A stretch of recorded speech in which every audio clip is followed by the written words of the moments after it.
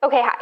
So, I read my first fan fiction, and now I want to have a conversation about it. So, there's a few things that I want to talk about here.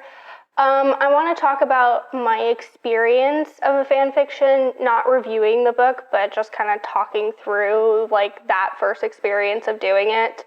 And then I want to talk about different ideas people have out in the world about fan fiction, some positive, some negative. And then just a few things, like obviously, my cat is scratching. Obviously, I haven't read many. I read my first one last week, and now I've read 3. So I've read 3 fan fictions. So I can't even pretend to understand like the intricate dynamics of the community and like the actual like art of writing one or anything like that. And this whole concept is also very fresh to my mind, so I'm just kind of spewing out some of my thoughts, very much subject to change.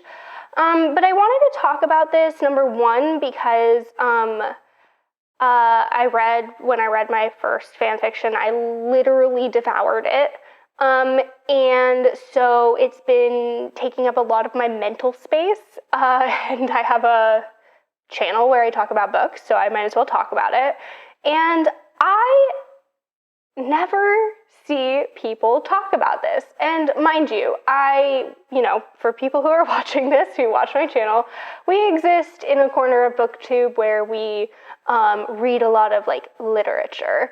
And I read across seriously, Kitty? Okay, back to what I think I was saying. I read across a lot of genres. And I am not snobby about reading or literature or what like a book should look like. I love all types of books, and now I believe that extends to fan fiction. It was quite a bit of a rabbit hole that Jesus Christ, my cat right now. It was quite a bit of a rabbit hole that like got me to read my first fan fiction. I'm not someone who really like lives in fandoms, although I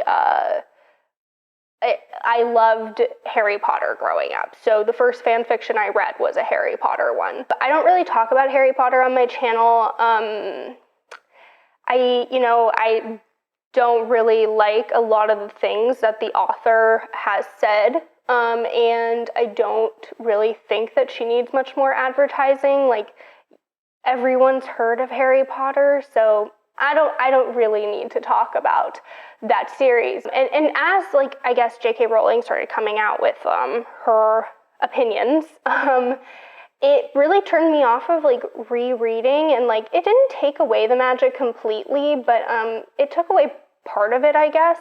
And so through a series of events, I ended up finding the book called Manacled by Senlin Yu, and I read it. I completely devoured it. It was very long, and I read it in like 3 days. I stayed up till 4:30 in the morning and 2:30 in the morning, 2 days in a row, reading this book. And I was obsessed, and I have not devoured anything like I devoured that book in years, probably since my childhood. I don't remember a time I was so interested in what was going to happen next that I literally did not go to sleep that night. So that was an experience just like that I haven't had reading, which is one of my most, like, my favorite pastimes in, I don't know, over a decade. And then there was like the art of, I guess, the relationship of the book to the canon. So it was a really interesting experience because I have devoured the canon for Harry Potter many times. I've read the books I don't know how many times. I've watched the movies many times. When I was young, I used to like try to figure out, like, as the books were going on, like what was going to happen next. Like find the clues, were there like Easter eggs, that type of thing. it was a strange experience seeing the divergence from canon. So this book, not all fan fictions, but this one was, the canon changed, like at the beginning of book 6 is where it diverged. It was interesting having the experience of reading just for the sake of reading and enjoyment, but also on top of that, the experience of reading characters and plot and motivations and questioning to myself, like, do I think that these characters could have gotten here if the circumstances were different, if these were the circumstances of the original text? This one, for me, it was believable. I was totally bought the characters. It was like a Dramione, Draco Hermione, like, retelling, I guess, or reimagining. And I found, like, the motivations, everything just, like, highly believable. And it gave, like, fresh feeling to characters that I have so much nostalgia for. And so there was the level of that experience, but then the level of actually, like, reading the text. So then I finished the book, and I start trying to find other fan fictions and stuff online, because I was like, all right, I'm in, I'm on it, like, let's do this. And the main place I was able to find things is TikTok, and YouTube is fairly, like, not to say there aren't people who talk about fanfics, but, like, and I'm only looking at Harry Potter ones, specifically Dramione ones. There's very few booktubers who talk about them. And I think that, I'm not going to speculate as to why, but there is definitely a gatekeeping, I think, that comes with fan fiction. I think there's this idea that you're not reading a real book. And I had only heard of it in terms of the internet, but then as I was watching videos, I saw people actually physically holding up copies of these fan fictions. And so then I went down this rabbit hole of, like, where did they get these? And so because fan fictions are using characters that someone else owns for copyright reasons, you can't make money off of it. So fan fictions live online for free for you to consume. And then people who love the fan fiction create art online for free for you to consume that relate back to the specific fan fiction. People also will record these fan fictions and put them on Spotify or YouTube or anywhere where you might listen to podcasts online for free for you to consume. And then, so I see bookbinding, and then I find out through my research, because bookbinding sounds completely fascinating as an aside. There's a whole part of YouTube that is dedicated to bookbinding. I highly recommend you check it out. I will leave links below. I am considering doing it now. Anyway. So then I find out that you cannot make money off of bookbinding, again, for the copyright reasons. So there is this market online for people who take the time to bind books, and the only money that they get back for it is for materials and for shipping. So their time, and I've watched these videos, you sew the book together. You have to, like, craft the typeset, you have to print it, you have to poke holes in it, you have to sew it, you have to, like, create a binding for it. It looks like a really, like, detailed process. They don't get paid for that part of the process. They're literally doing it because they enjoy it so much. So there's, like, this free book that exists on the internet. There is free art that exists to go with the book. Like, I read this on my Kindle with artwork in it. Like, when do you get that? And then there are people who will bind these essentially for free with their time. Like, their labor is free. I went down that whole rabbit hole of, like, just the amount of, like, it's, and I'm not part of these communities or anything, but just the amount of, like, because I was just thinking to myself, there's no way people are doing this type of stuff for free, but then they are. So then I start going on the internet more, and I come across this, what should I call it, like Google Doc, and it's called, I'll link this below, and it's called How to Make a Book by Armored Super Heavy. And it tells you how to bind a book. The like whole process. There's videos and YouTube videos for this as well. And then I just want to read you like snippets of this because I found this perspective really interesting. I am a guerrilla publisher. I bind fanfic and other underground writing into real books. Why are you doing this? To make a demonstrative statement on the validity of fic in general and fanfic within that specifically as a newborn genre of literature that has really only come into its own in the last 15 to 20 years. To disrupt preconceptions about what is valuable and worthy of being memorialized in print, much less published in a fine edition. An act of anti-capitalist resistance, participation in the traditional gift economy of fandom. Most of my projects are volunteering gifts. Preservation of fandom history and works for future generations. These books won't blip out of existence by politically motivated puritanical updates to a corporate terms of service. These books are acid-free, archive-ready, and made to survive for another century. Demonstration against censorship of fiction. Most of the books contain subject matter some people may find objectionable on various grounds. I have begun to deliberately seek out works that authors and artists were persecuted online for creating. In summary, it's a big fuck you to power structures that silence people. On a positive note, it encourages people to keep creating, and I hope reassures them that their work has enduring value. It makes my friends so happy that they cry, so that's nice too. So then there's like a collective of people, Armored Super Heavy being among them, that bind these. And a lot of the times they bind one for themselves and then one for the author of the work.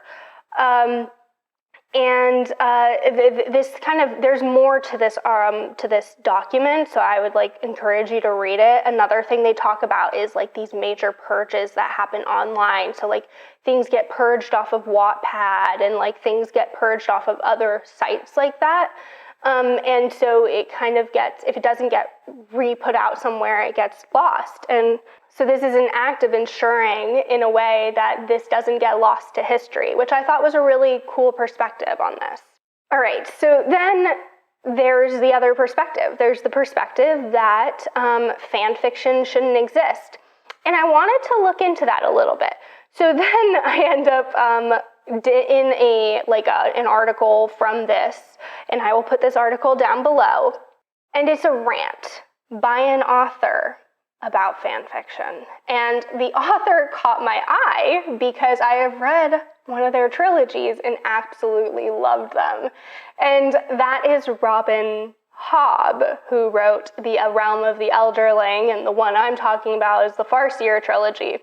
And before I even read the article, I knew I was going to disagree with her because a rant about fan fiction just seems gatekeepy at the beginning. So I had judgments before going in, but I want to talk about this like at a meta level for a second, because I don't like to talk about Harry Potter on my channel because of J.K. Rowling and the kind of like just negativity she has put into the world at this point.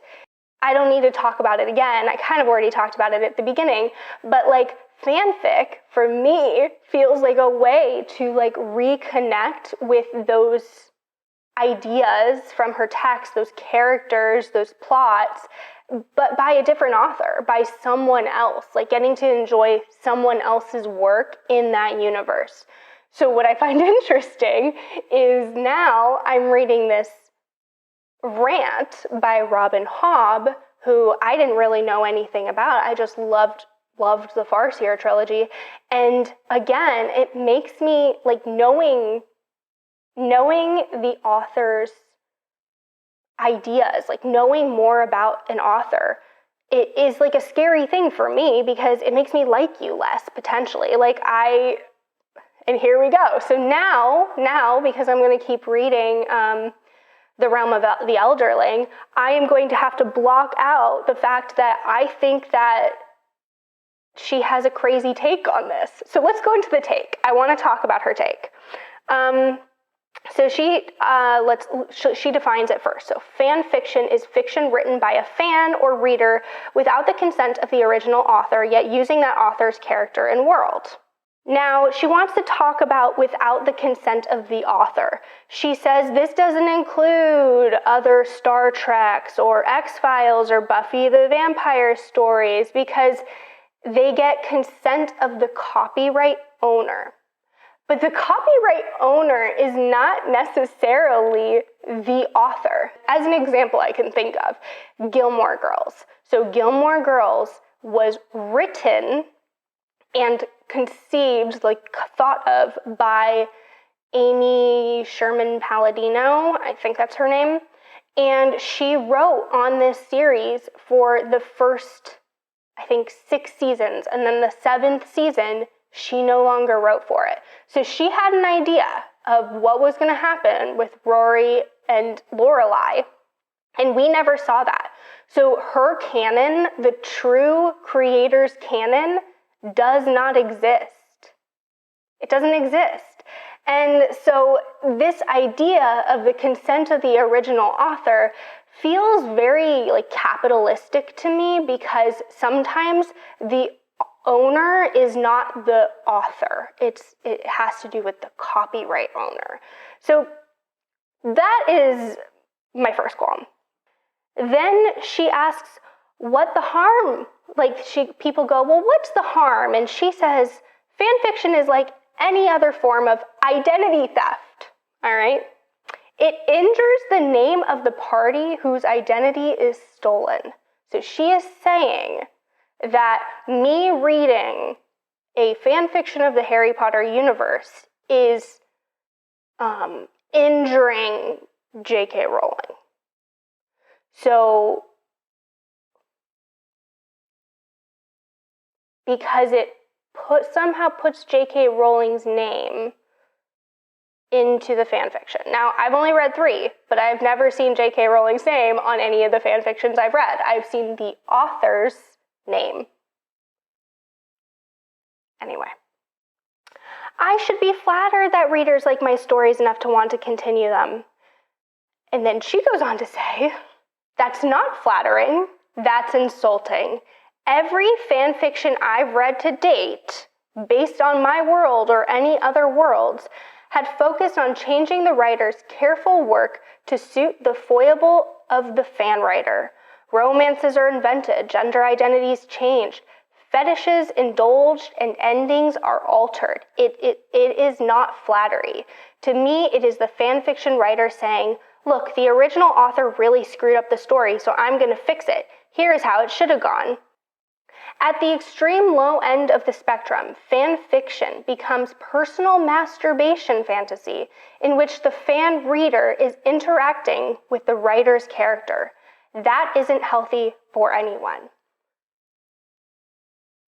Okay. Let's take a poll. Who has ever read a book and put the characters in different scenarios in your own head? All right. I'm assuming most of us have. I'm going to continue because she says some more stuff, and then she goes, the intent of the author is ignored. And this is interesting to me because she acts as though authorial intent is the most important part of literature, which is so strange to me because I sometimes question what authorial intent is. Sometimes I find a book successful or not based on what I think the authorial intent is. But the idea that authorial intent is the most important part of a reading process, or is an extremely important part of a reading process, is just, I don't know, it feels very naive. It's like, okay, Robin Hobb may have written Fitz to have dark, black, curly hair that he keeps long. Does Fitz look like that in my head? Even if she said that multiple times, Fitz might not look like that to me. Like, even like visually, what a character looks like is different. Interpretations of why something happened a certain way. Like, I read Robin Hobb's book as a buddy read with Mariana at Mariana Moss Books, and we would talk about why we thought things happened a certain way or intentions of different characters, and we had completely different takes sometimes on things. So this idea that her purpose or her take on why things occurred a certain way is the only way to read a book, and if someone has a different take, then they're violating her world and her characters, is just wild to me. And then she goes on to say, this is the other thing she's trying to dispute, fan fiction is a good way for people to learn to be writers. And then she says, no, it isn't. If this is true, then karaoke is the path to becoming a singer. I'm sorry, like, she's saying, how do you get better at singing if not practicing? Like, yeah, you might not be going to karaoke bars all the time, but like, that's not even a good analogy. Coloring books produce great artists. And all great chefs have a shelf of cake mixes. Fan fiction is a good way to avoid learning how to be a writer. Now, it's interesting because now she has also decided how she's gatekeeping how someone can become an author. This idea that young people and old people, I guess as well, can't like dabble into a world that they already know to find some sort of footing. And she's saying like, well, because you're already drawing within some lines, you have no creativity. And then I'm kind of going through this. I'm not reading all of it. The first step to becoming a writer is to have your own idea. Not to take someone else's, put a dent in it and claim it as your own. You will learn more from writing one story of your own, no matter how bad it is, than the most polished something fan fiction that you write. Okay, I'm also just going to say that the 3 fan fictions I've read have been very well written. Like, it's, you know, I didn't go into the genre really knowing much, and I was, I guess, like surprised by how well some of these were written because they're not published. They don't have editors. Most of them, I think, have beta readers, but they're honestly better plotted and better written than many published fiction I have read that is original. So then she goes, fan fiction doesn't attempt to make money off stories, so it doesn't really violate anyone's copyright. I beg your pardon? Where did you get the idea that copyright is all about money? Copyright is about the right of the author to control his own creation. That includes making money off of it. I don't think I need to just rewatch the beginning to hear my take on that. And then she says she's not trying to suppress people's creativity, and then she equates making fan fiction to writing pornography and posting it under your name. So anyway, I won't keep going through this. I'll also have it linked. She actually posted this on her website and then took it down at some point. So that's just another little tidbit about this. But I don't know what I have to say to wrap this up. I think it was just something I kind of have been thinking about and want to talk about. I obviously didn't go into really any detail about the fan fictions I read. That's probably what I'm going to spend my entire month of December doing, honestly, is reading Dramione. I don't know why I can't say that. Fan fictions. So I'll probably do a wrap up of those. And I'm very curious to hear people's thoughts on this topic and to kind of broaden my understanding of like just this like area of like genre of literature, I guess. And I think that's all I got. So I appreciate you watching. And until next time, happy reading.